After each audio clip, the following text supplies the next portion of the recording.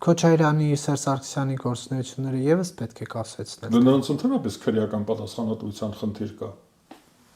Մարտի 1, հոկտեմբերի 27, սեպտեմբերի 3-13 թվականի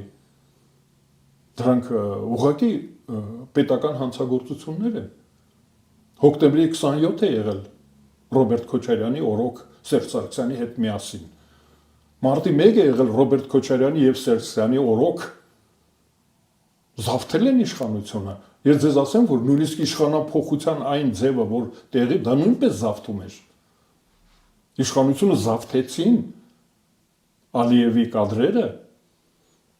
զավթեցին իշխանությունը, դա իրոք քրեական հանցագործություն։ Միայն Լևոն Տեր-Պետրոսյանի հրաժարականի տեքստը բավական է, որպեսզի նրանց քրեական պատասխանատվության ենթարկեն, քաղաքական չէ, քրեական։